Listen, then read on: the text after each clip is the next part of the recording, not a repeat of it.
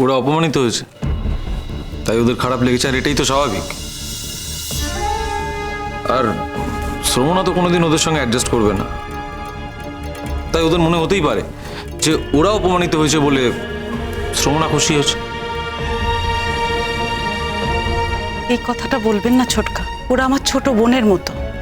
ওরা যখন আমাকে অসম্মান করে আমার খারাপ লাগে ঠিকই, কিন্তু ছোটকা কি জানেন যে আমি কখনো ওদেরকে অন্য চোখে দেখি না ছোটকা।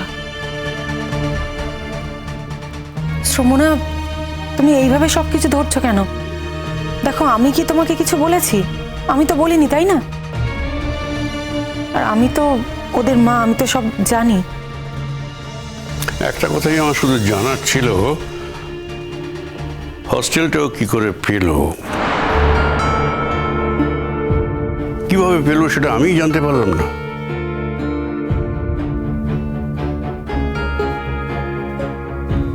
জেঠুমণি, আমি তো শুনেছি যে ইনস্ট্রাকশনটা তুমি দিয়েছো যাতে কলেজের হোস্টেলে রুম না পায়। কে বলেছে তোমাকে এই কথাটা? কতটা সত্যি কিনা সেটা বলো। আমি জানতে চাই কে বলেছে এই কথাটা। ডেফিনেটলি আমাদের কলেজে যিনি দায়িত্বে আছেন তিনিই বলেছেন। দেখো, আবার তাকে এই নিয়ে শোকজ করতে চাও না, তার কারণ স্যালারিটা কিন্তু আমরা দিই না। সুতরাং কোনো অন্যায় এদের উপর চাপিয়ে দেওয়ার চেষ্টা করো না, বা অন্যায়ভাবে শাস্তি দেওয়ারও চেষ্টা করো না।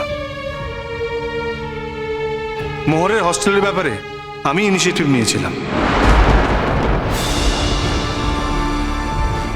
একটা মেয়েকে যখন কলেজে থাকতে বলেছে এবং তার থাকার জায়গা নেই, তখন তার থাকার ব্যবস্থা করে দেওয়ার দায়িত্বটাও কিন্তু আমাদের। আর মেয়েটা যেহেতু কলেজ হোস্টেলের জন্য আগে থেকে এলিজেবল, তবু তাকে টপকে অন্য একটি মেয়েকে সেখানে অ্যাকোমোডেশন দেওয়া হয়। এবং নট অনলি দ্যাট, তারপরে সে যখন সেটা ছেড়ে দিয়ে চলে যায়, সেখানে দিয়াময়ূরীর মধ্যে কাউকে একজনকে হোস্টেলের রুম দেওয়া হয়। কিন্তু আমরা সবাই জানি যে দিয়াময়ূরী ওখানে থাকবে না, এটা হতে পারে না। দিয়াময়ূরী হোস্টেলে থাকেনি, তাহলে কার পাওয়ার কথা? প্রায়োরিটি অনুযায়ী মোহরের থাকার কথা। কিন্তু না, লিস্টে তার পরে যিনি ছিলেন তিনি হোস্টেলে রুম পেয়েছেন। তাই এই তথ্যগুলো যদি সঠিক জায়গায় যায়, আর এই জন্য কলেজ যে গ্রান্টটা পায় সেটা কিন্তু পাবে না, এটা ভেবে দেখেছো কি? আর মোহর যদি চ্যালেঞ্জ নিয়ে সত্যটাকে খুঁজে বার করতে পারে, তখন কিন্তু শুধু তোমরা একা নও জেঠুমণি, আমরা প্রত্যেকে কিন্তু ফেঁসে যাব। জেঠুমণি, তখন এই একটা বাচ্চা মেয়ে, মানে ওই 3 আঙুলের একটা মেয়ের সঙ্গে লড়াই করতে গিয়ে ক্ষতিটা কিন্তু পুরো কলেজের হবে, আর তাতে আমরা এফেক্টেড হব। আমরা এই বদনামটা নিতে যাব কেন? লোকে বলবে আমরা ম্যানিপুলেট করি, সেই বদনামটা আমরা কেন নিতে যাব?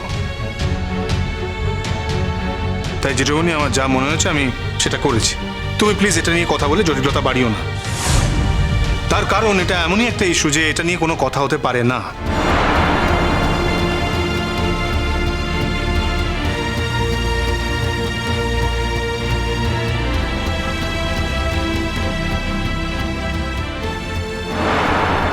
সম্ভব? হ্যাঁ বধূরে, বলছিলাম গরম গরম লুচি ভেজেছি, আজ খাবে? দেবো? দেবে? ঠিক আছে, আমি ফ্রেশ হয়ে আসি। একটা কথা বলবো। বলো। শঙ্খ, তুমি আমার থেকে অনেক ছোট, কিন্তু তুমি এমন এমন কিছু স্টেপ নাও যার জন্য তোমাকে আমি ভীষণ রেসপেক্ট করি। সবার সামনে তো কথাগুলো বলতে পারতাম না, তাই তুমি আলাদা করে বলে গেলাম।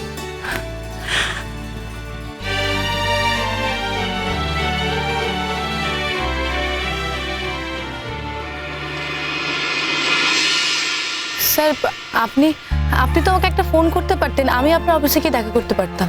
এটা কলেজের সময়, আপনার তুমি বলি বরং, আপত্তি নেই তো? না না স্যার, কোনো আপত্তি নেই। তোমার ক্লাস চলবে, সময় নষ্ট হবে, তাই আর বলিনি। বিকেলের দিকে আমায় দূরে যেতে হয় রাউন্ডে, এখন এদিক দিয়ে পাস করছিলাম, তাই ভাবলাম একবার দেখা করে যাই। কেমন আছো? আমি তো ভালো আছি স্যার, আপনি ভালো আছেন? হ্যাঁ ভালো আছে। কলেজে সব ঠিকঠাক এখন, কোনো প্রবলেম নেই? কলেজের প্রবলেম তো কখনো শেষ হওয়ার নয় স্যার। আমি তো ডিসিশন নিয়েছিলাম এখান থেকে চলেই যাব। তোমার এই ডিসিশনের কথা আমায় বলোনি তো। আপনাকে? সরি, আমি ওইভাবে বলতে চাইনি কথাটা। আই মিন, তোমার একটা কেস চলছে, তুমি অলরেডি এফআইআর করেছো। ঘটনাচক্রে তাদের মধ্যে দুজন ধরা পড়েছে।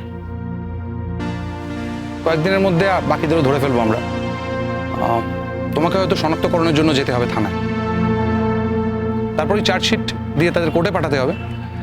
তো কেস যখন চলছে তখন না বলে যাওয়াটা আর কি আইনত চলে না, তাই ভাবলাম তুমি আমাকে জানাওনি। স্যার আমি সেই জন্য বলিনি, আসলে আমি খুব ট্রাভেলের মধ্যে ছিলাম তো তাই। এখন ট্রাভেল মিটে গেছে? হ্যাঁ স্যার, খানিকটা মিটে গেছে। আমি হোস্টেল অ্যাকোমোডেশন পেয়েছি। ও গ্রেট, খুব ভালো খবর তো এটা। কিভাবে হলো? কোনোভাবে সিট খালি হয়েছে? না, অ্যাকচুয়ালি ম্যানেজমেন্টই বলেছেন যে একটা রুমে 3 জন থাকতে পারে। না স্যার, আসলে 2 জন করে থাকার নিয়ম। আমার জন্য একটা এক্সট্রা কট ঢোকানো হয়েছে, আমার তাতেই হয়ে যাবে। তবু তো একটা জায়গা হলো, আমার তো অ্যাকচুয়াল জায়গাই ছিল না। তাছাড়া অন্য অন্য অসুবিধাও ছিল। জায়গার প্রবলেম তো মিটে গেল, অন্যান্য অসুবিধাটা কিরকম? অন্যান্য অসুবিধাও আছে স্যার। আপনাকে আমি কি বলি, অনেক হিউমিলিয়েশন ছিল। সেই প্রবলেমগুলো কি এখনো আছে?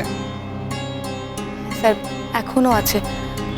আমি তো সবসময় ভয় ভয় থাকি, আমাকে এই বুঝি অপমানের মধ্যে পড়তে হয় এইসব কথা ভেবে। আমার টিচার শঙ্কর রায়চৌধুরী, তিনি এই প্রবলেমগুলো ক্রিয়েট করছেন, রাইট? আমি জানি না স্যার উনি কেন আমাকে টলারেট করতে পারেন না। তাছাড়া আমি ওনার একটা সাবজেক্টে সব থেকে বেশি নাম্বার পেয়েছি, তারপর থেকে উনি খানিকটা আমার প্রতি নরম হয়েছেন স্যার। নরম হয়েছেন? অ্যাকচুয়ালি স্যার, আমি যেহেতু ওনার সাবজেক্টে সব থেকে বেশি নাম্বার পেয়েছি, তার জন্য উনি আমাকে কংগ্রাচুলেশন করেছিলেন। আর ক্লাসের মধ্যে একটা ঘটনা ঘটেছিল, তারপর থেকেও দেখছি উনি খানিকটা আমার হয়েও কথা বলেছেন। আসলে আমিটা ব্যাপার না স্যার, আমার জায়গায় যে কোনো স্টুডেন্ট হলে হয়তো উনি এই কথাই বলতেন। আমি যেহেতু সব থেকে হাইয়েস্ট নাম্বার পেয়েছি, তার জন্য সবাই বলেছে আমি নাকি চিটিং করেছি, কিন্তু উনি বলেছেন লেখা দেখলেই মনে হচ্ছে যে আমি চিটিং করিনি। এনিওয়ে স্যার, আমার কথা ছাড়ুন। কেন ছাড়বো? এটা তো খুব ভালো খবর। আমি যতটুকু তোমাদের দুজনের সাথে কথা বলে বুঝেছি, তুমি তোমার স্যারকে মোটেই পছন্দ করো না, এবং উনিও তোমাকে ভীষণ অপছন্দ করেন। দুজনের মধ্যে মোটামুটি একটা কমিউনিকেশন হয়েছে, এটা তো ভালো খবরই নাকি? আমি ওনাকে এখনো পছন্দ করি না স্যার। ওরকম একজন মানুষকে স্যার বলে ভাবতে আমার খারাপ লাগে। কোনো কারণে আমি ওনার পেপারে একটু নাম্বারটা বেশি পেয়েছি বলে উনি একটু আমার প্রতি নরম হয়েছেন। আর তাছাড়া ওনার স্বার্থেই উনি আমাকে টলারেট করছেন। ওনার স্বার্থ? কি ওনার স্বার্থ?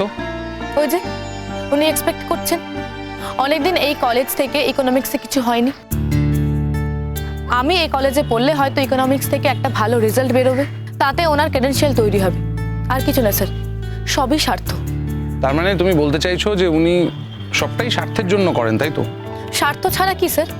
উনি নিজের স্বার্থ ছাড়া আর কিচ্ছু বোঝেন না। উনার মতো স্বার্থপর মানুষ আমি আর কোথাও দেখিনি। উনি আমাকে থাকতে বলছেন, আবার সেটাও আমাকে হুমকি দিয়ে বলছেন। ওনারা নাকি আমার জন্য কলেজে ইনভেস্ট করেছে, এই সময় নাকি আর কলেজে কাউকে নেওয়া যাবে না। অতএব আমি যে একটা সিট নষ্ট করছি সেটা আমি করতে পারি না। দেখুন স্যার, কত স্টুডেন্ট তো না বলে ড্রপ আউট হয়ে যায়, উনি তো তাদের কিছু বলতে চান না, শুধু আমাকে বলেন। আসলে আমি মফস্বল থেকে এসেছি তো, ওনার কলেজের স্ট্যান্ডার্ডের সঙ্গে আমার স্ট্যান্ডার্ড মেলে না, এটাই সব থেকে রাগ আমার উপর। আসলে আমি ওনার কাছে অড ম্যান আউট স্যার। অন্যভাবে দেখা যেতে পারে, ব্যাপারটা অন্য কিছু তো হতে পারে মোহর। অন্য কিছু? অন্য কিছু কি স্যার? মানে অন্য কিছু হওয়ার কোনো ব্যাপার নেই স্যার। আপনি ভাবছেন আমি ওনার ভালো স্টুডেন্ট, তার জন্যই হয়তো উনি আমাকে আটকে রেখেছেন, কিন্তু না স্যার, এটা একেবারেই ভুল। সবটাই ওনার স্বার্থ, ওনার কলেজ, ওনার সাবজেক্ট। এই স্বার্থের জন্য উনি আমাকে এখানে জোর করে আটকে রেখেছেন।